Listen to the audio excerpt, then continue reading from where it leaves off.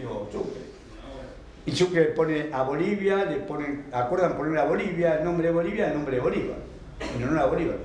Hay diferencias entre ellos, pero yo quería más que reducirme, más que la parte anecdótica histórica, de todo tiene su manual, su libro, la parte económica. La parte económica queda más clara. La parte política o la parte personal siempre existen todos estos temores y celos personales.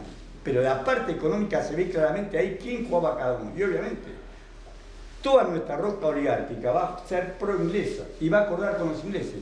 ¿Dónde se asienta la gran distancia? En la Pampa húmeda. Van a matar a los indios. Recuerden que hacían censos y jamás contemplaron a los indios. Hacían censos, comenzaban a hacer los primeros censos para saber cuánto eran y no contemplaban a los indios. O sea, ya lo daban por muerto, lo daban como no humano. Entonces, sacaron a los indios, se quedaron con esas amples. ¿Quién tuvo la idea? Por supuesto, Inglaterra. Yo les conté a ustedes la vez pasada que Adam Smith, que es el padre de la ciencia económica, pues fue el primero que ordenó sistemáticamente en causa y efecto, o sea, con un orden, con un método. Había copiado el método Newton. Él copió el método Newton y lo aplicó en la economía.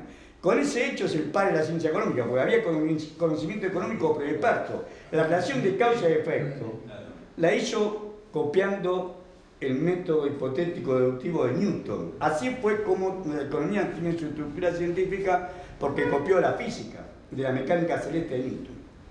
Yo creo que ordenó filosóficamente a la economía fue Adam Smith. Por eso, Smith, ¿qué dice ahí? Smith había venido acá. Smith había venido al puerto de Buenos Aires porque había venido como preceptor del duque de Beauclerc. Entonces él y la llamó las tierras salvajes y bárbaras. Para nosotros, para los ingleses, él había nacido en Escocia, pero estaba al servicio de Gran Bretaña, de Inglaterra. Éramos la tierra salvaje y bárbara. Entonces había visto una gran extensión de llanura y decía, ¿para qué vamos a producir nosotros trigo o carne si allá tenemos una gran extensión de tierra? Lo único que tenemos es que acapararla. Esta es la propuesta de Smith y de Ricardo, que va a ser tu discípulo. O sea, toda la teoría de la ventaja comparativa se basa en las tierras, cada país tiene que dedicarse a producir con aquel factor que está más dotado. Nosotros el factor que estamos dotados es la tierra. Seguimos siendo. Nuestro principal factor, y por lo que viene en la Argentina, es por la tierra. No vienen ni por nosotros, ni aunque juguemos bien al fútbol, vendrá por uno o dos jugadores. Vienen básicamente por la tierra. El factor más importante para ellos es la tierra. Ahora es el suelo, pero la tierra. Entonces la tierra fue, vos te más dotado de tierra, tenés que quedarte a producir lo que la tierra te da. El otro que tiene más eran ellos, que tiene mayor capacidad técnica, estaba en medio de la revolución industrial. En medio de la revolución industrial eran ellos. Entonces ellos querían dividirse un país que iba a ser el proveedor del alimento y materia prima a nosotros, y ellos que lo iban a industrializar y que iban a utilizar el alimento barato para tener cada vez más trabajadores. Esta es la División Internacional del Trabajo que se había hecho y que aún rige. Aún rige. Nosotros nada más que ya no nos interesa tanto la producción agropecuaria, ahora lo que interesa es el subsuelo. Ahora lo que interesa es el gas, el petróleo, el litio, los minerales raros. Bueno, pero volviendo a la parte histórica. Acá hay una confrontación. Inglaterra siempre va a estar detrás. Inglaterra, hasta Perón, y más que nada porque ellos salieron muy debilitados de la Segunda Guerra Mundial, hasta Perón, Inglaterra siempre va a estar atrás de lo que pasa en Argentina. No es ajeno, como tampoco después fue aquí en Estados Unidos. Después de cuando le derrotan a Perón, no es ajeno a Estados Unidos. No es ajeno a la embajada norteamericana a toda nuestra historia. Hoy, todo el modelo argentino de hoy lo resumió en el primer día que asumió el cargo como embajador en la Argentina. Mark Stanley dijo: la Argentina tiene lo que el mundo necesita. No lo que necesitamos nosotros, lo que el mundo necesita. ¿Y cuál es el mundo? Lo que nosotros le vamos a vender. Se lo vamos a sacar a ustedes y se lo vamos a vender. Si uno ve lo que es el régimen de incentivo de estas grandes inversiones, es el modelo Mark Stanley. Un Estado entre otro Estado, con propias leyes, con propios tribunales afuera. Esto han logrado en la Argentina. Hoy, en el año 2024, en pleno siglo XXI. Pero volvamos a la historia. Entonces habíamos dicho, la semana pasada, las 2 semanas atrás habíamos dicho, mira, acá hay un conflicto fuerte entre el manejo del puerto de Buenos Aires y el interior que se empobrece porque Buenos Aires es la que comercia, la que representa diplomáticamente, la que se hace cargo de la deuda, se hace cargo de Buenos Aires y todo, y al interior lo empobrece cada vez más. Y por eso lo vamos a ver a Pedro Ferrer. Pedro Ferrer era gobernador de Corrientes, que en esa época tenía unos caseríos, una gran extensión de tierra, también criaban vacas, la dejaban pastar. pero en un gran caserío. Dice, él propone que Entre Ríos, Santa Fe y Corrientes hagan un acuerdo con Buenos Aires, o sea, como si fueran provincias iguales, que Buenos Aires jamás lo aceptó. Ese resquemor existe ahora, porque las provincias le tienen todo resquemor. En realidad le tienen resquemor al porteño, pero tampoco van a dejar que la provincia de Buenos Aires, fíjense cómo la perjudicó en la coparticipación. Él está proponiendo acá la coparticipación de impuestos. La provincia más perjudicada por la coparticipación de impuestos es Buenos Aires. Siempre lo fue. O sea, de alguna manera, como la provincia más grande, es un país dentro de una provincia. Bueno, él dice, quiso hacer un pacto federal en 1830 que asegure la preservación y desarrollo de las industrias y artesanías provinciales frente a la ruinosa competencia de la manufactura extranjera. O sea, frente a la competencia inglesa, ahí va a decir después que nuestros gauchos no se vistan con poncho inglés. Traían poncho, que eran hechos por nosotros. Los ingleses no conocían a poncho. Pero ¿a quién se lo vamos a vender a esto? Es más, los gauchos andaban con unos pañales. ¿Se acuerdan los gauchos de la provincia? Porque a ellos les sonaba tele a decir esos pañales para grandes, para adultos. Y los gauchos andaban disfrazados con ese pañal. O sea, nos vendían todo lo que querían ellos a cambio de la producción que le vendíamos nosotros, que era alimento, trigo y carne. En ese momento más carne que otra cosa. Propuso, él dijo que había que cesar con que la renta aduanera se la apropie solamente la ciudad de Buenos Aires, dice Ferrer. Que esta renta fuese adelante compartida por todas las provincias. Primero las 4 que conocían ellos, que eran las provincias litorales. La Mesopotamia tenía como una especie de vida propia. Santa Fe, Entre Ríos, Corrientes tenía una especie de vida propia. Había estado hace años antes la Liga de los Pueblos Libres. Bueno, acá, yo quería decir eso, que la renta de la aduana sea distribuida entre todas las provincias. Y en proporción al consumo, no sabemos cómo se lo iban a medir, pero en proporción al consumo y la producción de cada una de ellas, que se distribuya la renta aduanera, y no que se la quede solamente la provincia de Buenos Aires, que era el club de los anchoreros, Terrero, Anchorena y Rosas. Rosa Patrón es primo hermano de Rosa, porque Rosas había cambiado el apellido con S, porque se había peleado con el padre, pero Rosas es con X, el padre era con X. Rosa el Patrón, que es primo hermano de Juan Manuel de Rosas, y que era el secretario de Hacienda, o el ministro de Hacienda de Rosas, va a tener una fuerte discusión con él.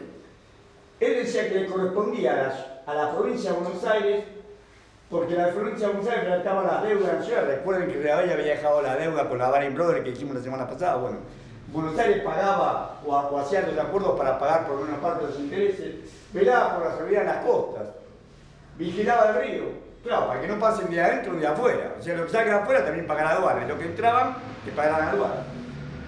Mantenía agentes y cónsules en países extranjeros, atendía, o sea, en vez de la provincia unida de Río de la Plata, era la provincia de Buenos Aires, además eran súbditas de la provincia de Buenos Aires. Ese era el unitarismo real que llevó adelante Rosas y que se decía federal.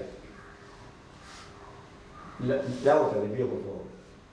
Mire que Ferrer proponía la habilitación de otros puertos, entre ellos Santa Fe, que era un puerto, había sido un puerto importante de cabotaje, un puerto importante que ya no podía entrar nada, podía salir nada, todo era por Buenos Aires, Santa Fe no existía, era un depósito, no existía como puerto, nada ni comerciaba nada, tenían que morir en Buenos Aires. Proponía que se armara una comisión de diputados a 4 provincias, Buenos Aires, Corrientes, Entre Ríos y Santa Fe. Proponía que la Comisión de Diputados tuviera a su cargo la tarea de hacer la paz y declarar la guerra. O sea, lo que se atribuía a la provincia de Buenos Aires que se tome esta comisión hasta nombrar una constitución nacional. O sea, el interior es el primero que le exigía a Rosas sacar una constitución nacional para que cada provincia tuviera su derecho. Que siguiera una constitución nacional. Pero mientras esta comisión funcionara, las tareas de hacer la paz y declarar la guerra, organizar los ejércitos, decidir la utilización de fondos para sostener a los ejércitos, invitar a todas las provincias a hacer un congreso general que las organizara y declarar una constitución. O sea, Pedro Ferrer en 1830 está proponiendo la única manera que podemos salir es que seamos una nación y que tengamos una carta magna, una constitución. Hasta llegar a ese momento la Comisión atendería el comercio exterior y regularía la navegación de los ríos Paraná y Uruguay y promovería el desarrollo industrial. Esa era la propuesta de Pedro Ferrer. Por supuesto, Rosa Patrón se va a poner y va a seguir siendo el representante de las estancias de la Pampa Húmeda. Ahí. Miren esto textual de Ferrer. No se podrán nuestros paisanos ponchos ingleses. O sea que nos vendían ponchos ingleses. El poncho es era de los gauchos acá, los ingleses producían para venderlo a nosotros. Y a los demás países que están pochos, Paraguay, Uruguay, el sur de Brasil. Y refiriéndose a las consecuencias que se liberarían de la adopción de una política proteccionista, dijo: sí, sin duda un corto número de hombres de fortuna para esclavos, por eso tomaban licores que venían de afuera. En total tenían plata, la historia de siempre, tenían plata para importar lo que querían. Ellos vivían como reyes, como si estuvieran en Europa y estaban acá. Sí, sin duda corto número de hombres de fortuna padecerán porque se privarán de tomar en su mesa vinos y licores extranjeros. Las clases menos acomodadas no se harán mucha diferencia entre los vinos y licores que actualmente beben, porque beben lo que había acá, sino en el precio.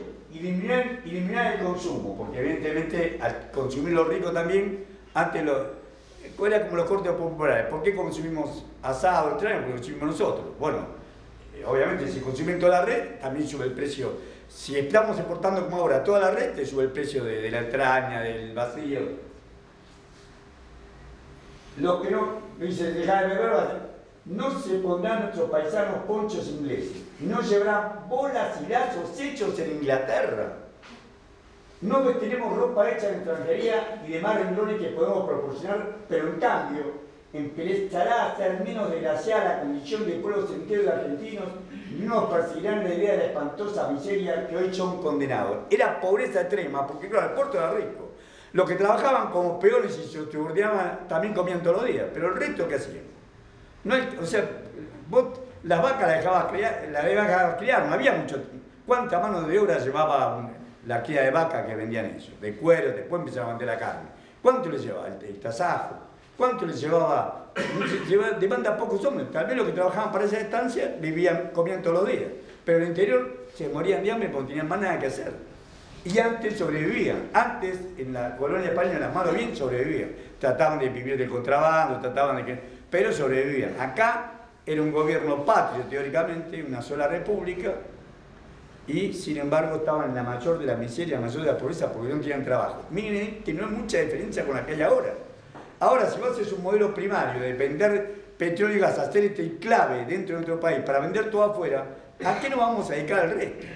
No yo que estoy más afuera de esta vida que adentro, pero digámoslo, como diríamos la jerga burrera, más cerca del disco que la gatera.